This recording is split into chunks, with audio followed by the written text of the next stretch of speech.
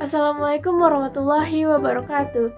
Halo semuanya, perkenalkan nama aku Resya Zahra dari Fasif 14 Man 1 Kota Bukit Tinggi.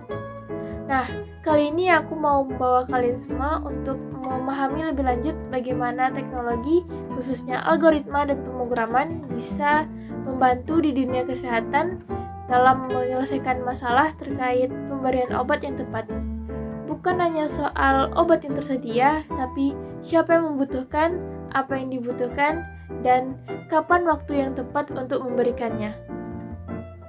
Bayangkan, setiap hari tenaga kesehatan harus menangani ribuan pasien dengan kondisi yang sangat beragam. Mulai dari anak-anak yang baru pertama kali mengonsumsi obat hingga lansia yang membutuhkan terapi jangka panjang. Tentu saja setiap pasien memiliki kebutuhan yang berbeda-beda. Namun seringkali pemberian obat tidak dilakukan dengan tepat. Di Indonesia misalnya, banyak puskesmas dan rumah sakit yang masih belum bisa mengelola data pasien dan memberikan obat yang tepat di waktu yang tepat. Hal inilah yang menyebabkan banyak kesalahan dalam pemberian obat dan sangat berisiko bagi kesehatan pasien. Lantas, apa solusi yang dapat kita tawarkan dalam menyelesaikan masalah ini? Nah, salah satu solusi yang bisa kita tawarkan adalah dengan penggunaan teknologi, khususnya algoritma dan pemrograman. Dengan algoritma, kita bisa menyusun sistem yang lebih cerdas untuk membantu tenaga medis dalam pengelolaan data pemberian obat yang lebih efisien. Untuk lebih jelasnya, mari kita lihat contoh program yang sudah saya buat. Program ini menggunakan C++ dengan array 2 dimensi untuk mencatat pemberian obat berdasarkan kategori umur dan jenis penyakit pasien. Baiklah teman-teman semuanya, ini adalah hasil coding program yang sudah saya buat. Di sini saya akan menjelaskan program ini. Yang pertama, baris 1 dan 2 itu adalah include iostream dan include vector. Itu adalah library atau perpustakaan untuk memanggil input dan output serta vektor. Selanjutnya ada using namespace std, itu gunanya untuk supaya saat kita memakai callout dan scene tidak perlu menambahkan std lagi di belakangnya. Selanjutnya baris 7 sampai ke 13 itu adalah judul dan data-data awal yang sudah saya buat dengan kategori umur 1 itu anak, 2 itu dewasa, 3 itu lansia, waktu obat 0 itu pagi, 1 itu siang, dan 2 itu malam. Selanjutnya dari baris ke-14 sampai 18 kita diminta untuk menginput N yaitu jumlah data pasien dan M yaitu jumlah jenis penyakit.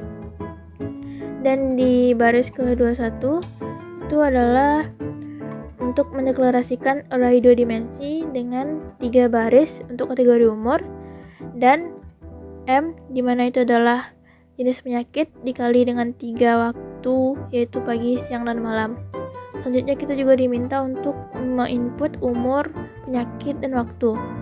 Dan di baris ke-29 dan 30 itu untuk input pasien dan pemetaan indeks, di mana setiap input pasien akan dipetakan ke dalam indeks array sesuai kategori umur, penyakit, dan waktu dengan rumus INT kolom sama dengan penyakit dikurang 1 dikali 3 dan tambahkan waktu. Selanjutnya dari baris ke-39 sampai 47 itu untuk menampilkan hasil frekuensi pemberian obat. Selanjutnya kita akan mencoba untuk menjalankan program ini.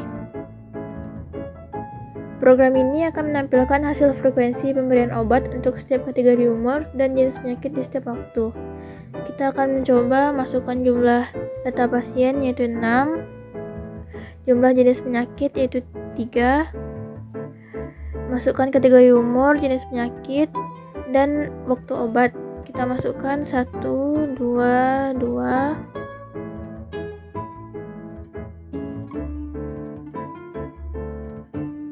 Nah, di sini akan dihasilkan hasil dari frekuensi pemberian obat dengan kategori umur 1 itu di penyakit 2 di malam hari 1, penyakit 3 malam hari 1. Kategori umur 2 itu di penyakit 2 pagi hari 1, penyakit 3 pagi hari 1. Kategori umur itu di penyakit 1 siang hari 2. Program ini juga memiliki banyak manfaat. Pertama, bisa membantu rumah sakit dalam menganalisis kebutuhan pemberian obat berdasarkan kategori umur. Yang kedua, juga bisa membantu memberikan gambaran kepada rumah sakit tentang kapan obat-obat tertentu lebih banyak dibutuhkan, misalnya di malam hari, sehingga bisa membantu perencanaan persediaan stok obat. Lalu juga bisa memberikan efisiensi pada distribusi obat dan pengelolaan stok, sehingga tidak terjadi pemborosan dan tidak juga terjadi kekurangan. Jadi, dengan pemanfaatan teknologi, khususnya algoritma dan pemrograman, kita bisa memperbaiki sistem pengelolaan obat di rumah sakit maupun fasilitas kesehatan lainnya. Walaupun masih langkah awal, tapi dengan solusi yang tepat, kita bisa meningkatkan kualitas pelayanan kesehatan dan memastikan obat yang diberikan lebih efisien dan lebih aman. Oke, itu dia. Semoga sekarang kalian jadi tahu bahwa coding itu bukan cuma pembuatan game dan aplikasi, melainkan juga bisa bantu di dunia kesehatan. Jangan lupa like, share, dan subscribe. Siapa tahu kalian bisa jadi penemu algoritma penyelamat dunia berikutnya. Aku Resya, signing out. Sampai jumpa di video selanjutnya. Dadah. Assalamualaikum warahmatullahi wabarakatuh.